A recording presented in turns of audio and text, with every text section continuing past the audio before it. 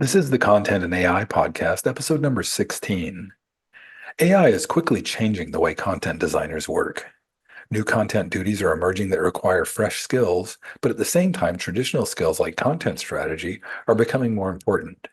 In his work as a content designer at IKEA, Dan Porder has developed new skills like Python programming and has applied the writing skills he perfected as a poetry teacher, as well as the inclusive design practices he developed earlier in his content design career. Welcome to the Content and AI podcast, where experts on artificial intelligence share their wisdom with the content community. Our mission is to demystify and democratize AI, to make its principles and practices accessible to all content practitioners. And now here's your host, Larry Swanson. Hey everyone, welcome to episode number 16 of the Content and AI podcast. I'm really happy today to welcome to the show Dan Porder. Dan is a senior content designer at IKEA, where he's currently focusing on AI stuff. And he's really his title is content designer, but he's really more of a content architect. So welcome to the show, Dan. Tell me a little bit more about your AI and content adventures. Hey, Larry, thanks for having me on. Maybe I could just start by giving a little bit of background.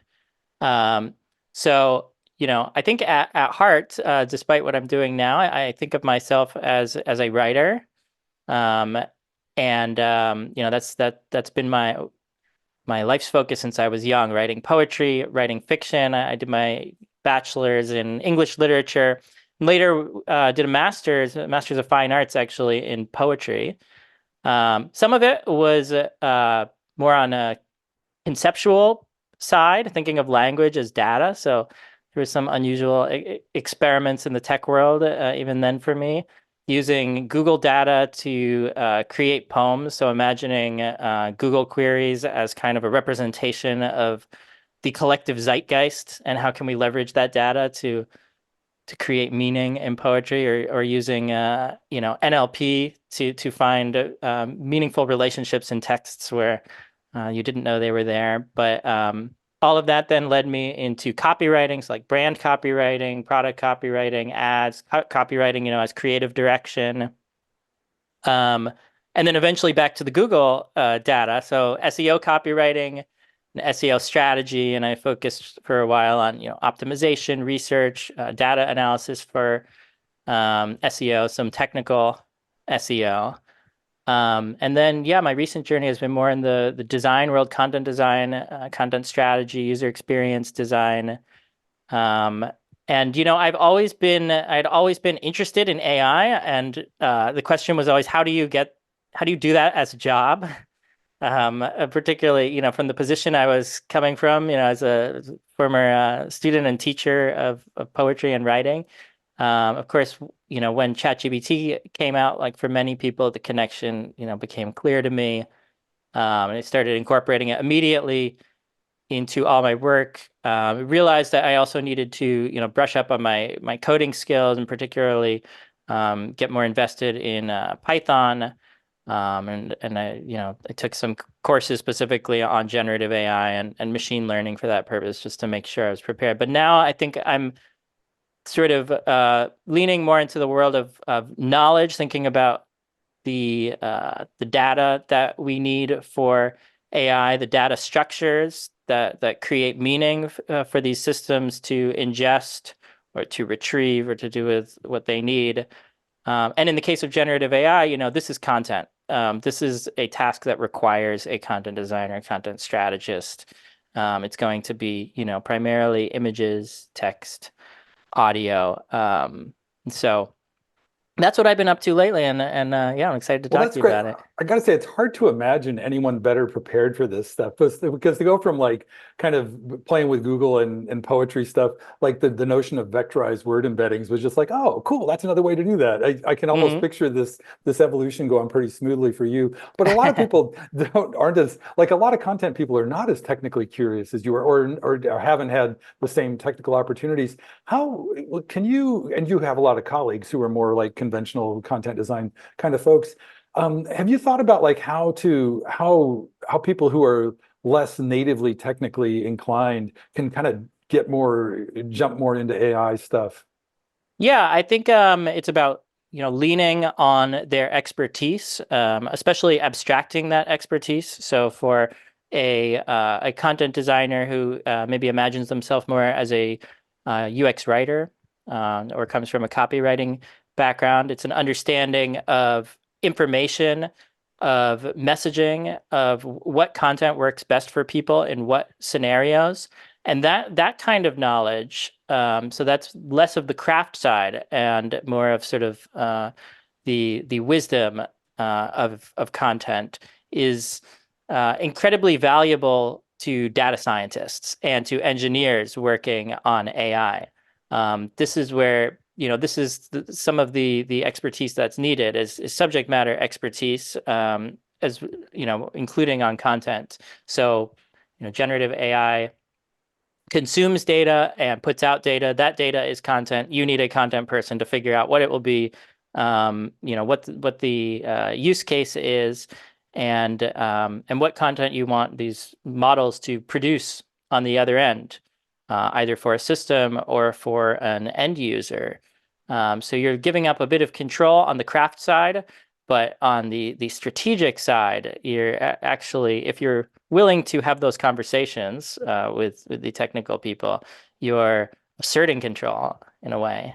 Right, that's so interesting because as you're saying that, I'm picturing like it's sort of like the way a lot of these models, there's attempts to capture subject matter expertise and incorporate that in there, but you also need that subject matter expertise to train the models, to write the prompts, do all the other stuff as well. Can you talk a little bit about that relationship between like and this kind of gets at like people's concerns about of AI replacing them Hmm. because if we capture all that subject matter expertise, then all of a sudden it's like, oh, we don't need content designers. I personally don't think that's coming, but what do you think about that idea? Yeah, I mean, people have talked a lot about this. I think some of the concerns are overblown. Of course, there's a grain of truth in this. Theoretically, if we were to all give all of our best data, most of which is just in our minds as experts, so it doesn't exist in the right data format. But if we were, and we were to, train models that somehow are still usable and not unwieldy as a result of that, you would start to replace people. That's not what's going on right now. That's not the technical capabilities. Anyone who's using these tools or working with them can see that. And also just the actual process of properly curating the data and testing and, iterating on methods of fine tuning and reward functions and getting the right feedback from the right experts. That's a lot of work. That's a lot of resources, even for small use cases. So I don't think that's the worry. I think it's more like an opportunity. This is, an exciting opportunity to, make your work more scalable, faster. I think, especially from the content design perspective, also to, be able to assert governance over content creation through the consistency of machines that doesn't necessarily exist in people always. Right. And what you just said, I realized that my question was sort of like, I'm kind of projecting the alarm that I feel in a lot of circles, but I think more often the answers are like what you just said. It's much more hopeful and optimistic in that at every juncture, there's going to be more need for our expertise that will probably not for the next couple decades anyway, be codified in machines. And so, well, I guess, so that kind of leads me back to like one of the things I wanted to talk about a little earlier, actually, is just you've done both kind of conventional content design for like regular old digital products, and then now you're working more on the AI side. Can you talk a little bit about the evolution of the practice as you go from one realm to another? Yeah, well, I think, as we were just talking about, one thing to notice is the importance of cross-functional teams. So having not just the tech people in there, the data scientists and engineers and developers, but also the content people, also the designers, also the subject matter experts, aligning with business goals, aligning with users. A An obvious difference, though, is for content people, is that the content that is produced from a generative model is outside of your control ultimately, or at least it might feel that way. So if you're a word person, the exact, token produced by an LLM, the word is not decided by you. And then therefore, to do content design, you essentially need to just go a couple layers deeper in the tech stack, and manipulate things there. So you are essentially under, a traditional model, you could imagine it as briefing the content creator or guiding the content creator, the content creator being the generative model, and briefing it with data, with prompts, with databases it can query and things it can retrieve from APIs it can consume, which then influences or leads to the content outputs. But I think there's also a lot of talk about using these methods to effectively control AI. So and I think that's beneficial. Of course, we need controllability in order to do content strategy, right? If it's just producing any old thing, where is the content strategy? On the other hand, if you were to control a generative model completely, why are you using a generative model, right? That's the magic of it, is the unexpected creativity it has. But I think day to day, a big difference is this cross functionality, being willing to dive into the technical or to interact with a technical person as your interface to the technology. Um, Not being afraid to do prompt engineering, first of all. So I think content designers are incredibly well positioned to do that as writers. But also not being afraid to learn and explore, and imagine that now you have a really incredible new colleague who can do a lot of content creation for you. How will you guide them? Yep. Yeah, I think a friend of mine said we all have a dozen interns at our disposal now, and permits us to Exactly. do a lot more stuff. But hey, I want to back up to something you said right at the start of this last question, about the stack, the tech, Hmm. diving deeper into the tech stack. Can you just outline kind of generically what that looks like? Because I think we all know, like, as web designers, like, from the surface level Hmm. HTML to the underlying content Mm. management system to the writing that goes into the dumping that into the content management system, that kind of thing. Tell me, kind of, if you can describe the tech stack for a Yeah. typical AI setup. Yeah, there's a lot to this, but sort of, we could go into the computing and hardware needs and all that. But I think what's most meaningful is so of course we're going to have generative models as part of this. So these might be LLMs, like ChatGPT. They might be diffusion models, vision language models. There are various kinds. How did we get to that? There was data, right? And they were trained.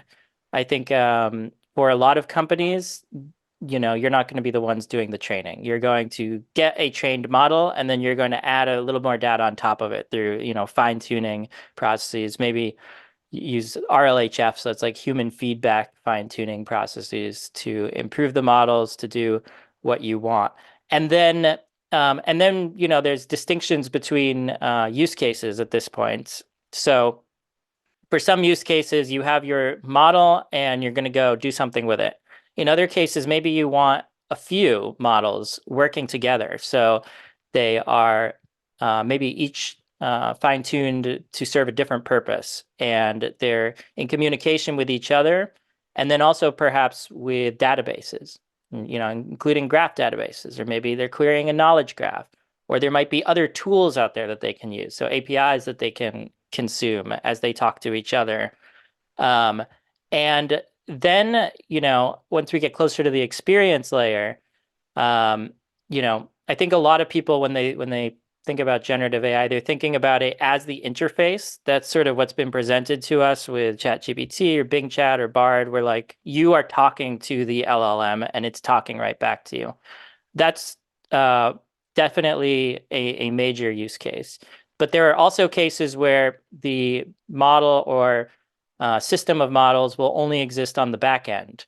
So it's orchestrating a system. You could imagine a use case like search, where the user types something in, then the LLM sees what the user typed in. They go and search through a database using their generative, skills with semantic querying and this and that, and then it gives you results for a search, and you've actually never interacted with it. Or maybe if you added adaptive content on a web page, maybe what the model is receiving is user behavior information, and what it's going and retrieving is content to match that, but you're not interacting with it. And so in those cases, these models are acting more as orchestrators between different systems, which then eventually become an experience on the outside. But and they're incredibly powerful for that too. I mean, they're one tool in the toolkit that you can use in cases like that. Yeah, and I guess what does that toolkit look like nowadays? Like I'm trying to think like in conventional, we have Figma and Word docs and Google Docs and spreadsheets and stuff. Are there different tools that you find yourself using as you work with AI stuff? Well, I mean, for me personally, and I think for a lot of people, I should say, working in Python, just coding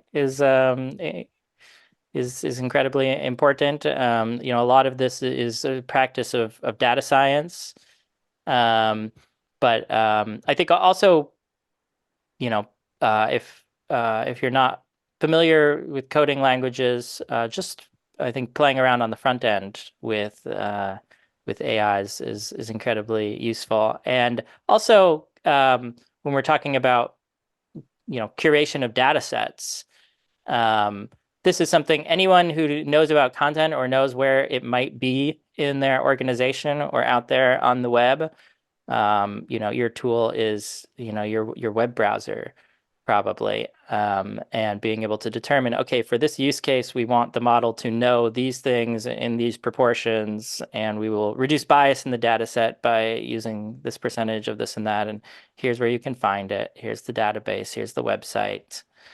Here are the people you need to talk to, the subject matter experts. Those are As you people talk about that, skills. I'm curious about the data that you're sourcing now, because we kind of think of like data scientists and data, like, I don't know, supply chain people provisioning data from a variety of places. Are you actually getting involved as a content designer in saying, oh, we really, we really should be sourcing data from here, or when I look at this data set, I see that, and you need like different metadata. I don't know. Like, are you having how tight are your interactions with the I data think that's folks? something a content designer should have a say in, especially if we're talking about AI that's going to do something, on behalf of a content designer, shaping an experience or shaping information and messaging. Um, then it does become relevant. And there's also, some organizations are at a bigger advantage in this than others. So these are old problems of like, how good is your data? How much of it do you have? How well managed is it? There's also a lot of open source data, which is great. And there's a whole interesting field now of synthetic data. So it's essentially if the model, you can use one model to produce data that is then consumed by another model in its training. And that's a controversial area, but one way I think to think about that is your organization might have some sort of useful information that is essentially in the wrong format. So if you imagine that, like, we're trying to train a conversational AI, maybe like something like ChatGPT, but all you had was a bunch of heat maps. Like, UX research just has a bunch of heat maps of users, and you're like, oh, how do we train with this? This is not a conversation. Can you then somehow create, a prompt pipeline in which you use that data as to instigate synthetic data where it's essentially reformatted into conversation by an LLM, and then you take that conversation of the heat map and train the model. It's just one example of how it's not necessarily producing data out of thin air. It might be just a matter of using what you have and the resources that you have in a thoughtful way. Yeah, I've seen a couple of other examples of that as well. Like Nazir Bina talks about this methodology he uses around synthetic data for persona development. Hmm. And I had a gig a few years ago that it was with a big enterprise that had a lot of you didn't want designers accessing the personally identifiable information about the users, so they created synthetic data for designers to work with in their designs that looked enough like the actual data that they could make reasonable designs with. So, Yeah. and I want, yeah, it sounds like that's prompting.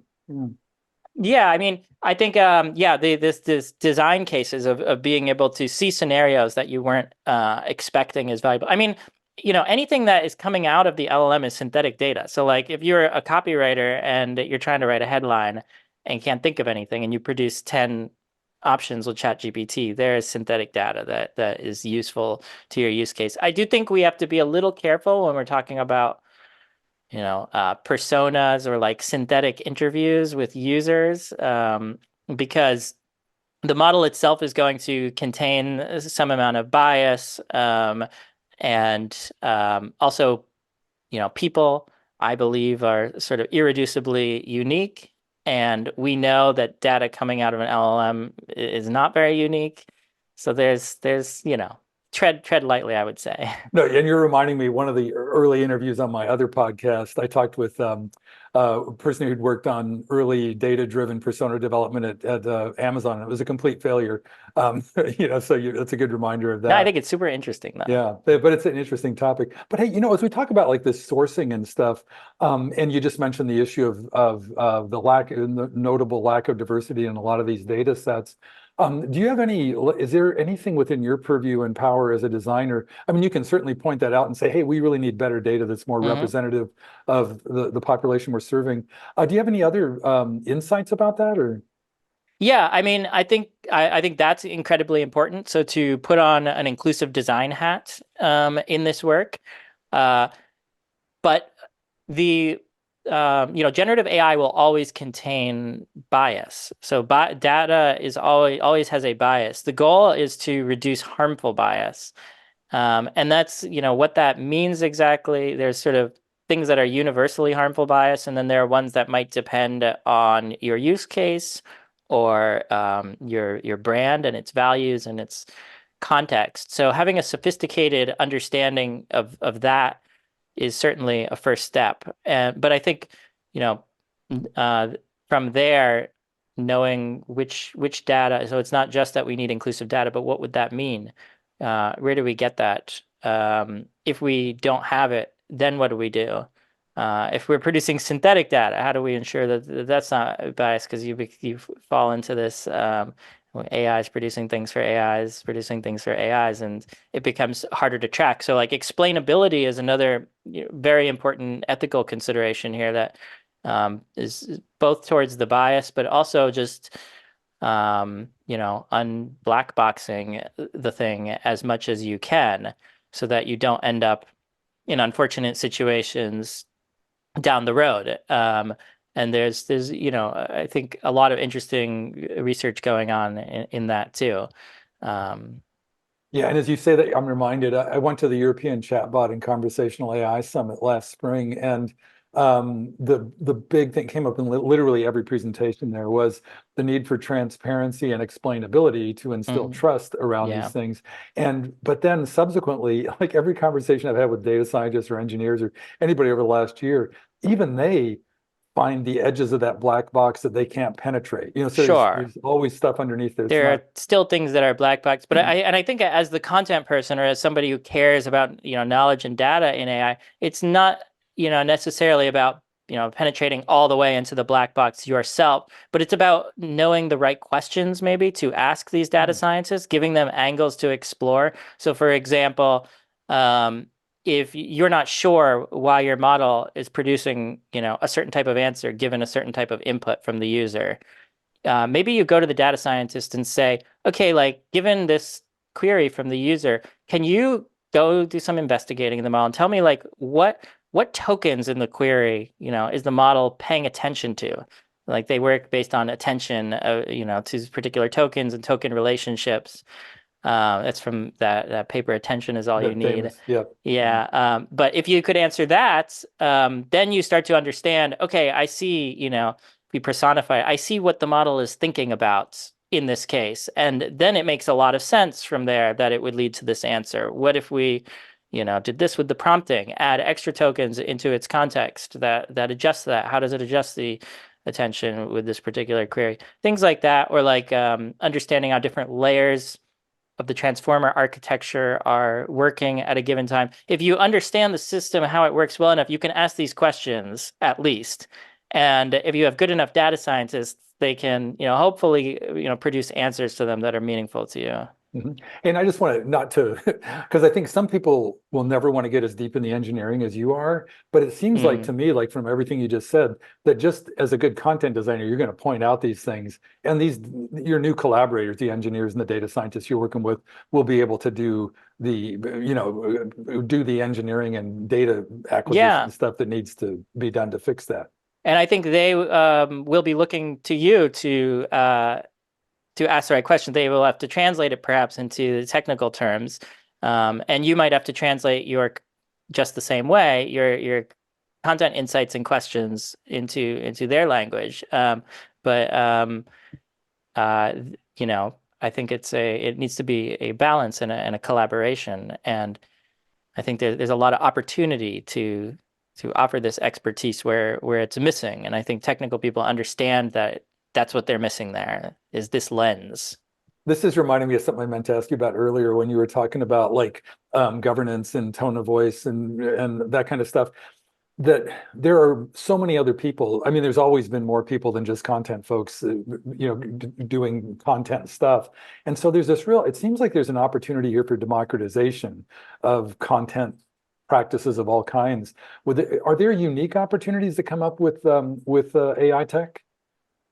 For democratization, well, I mean, Yeah. certainly, we've seen democratization of content creation to some degree. It's not going to be as good, and that's where the human expertise remains incredibly important. But I think with writing skills, it's also an accessibility tool in some ways. So if maybe English isn't your first language, or maybe you've just never been a good writer. You didn't, like me, get an MFA in poetry.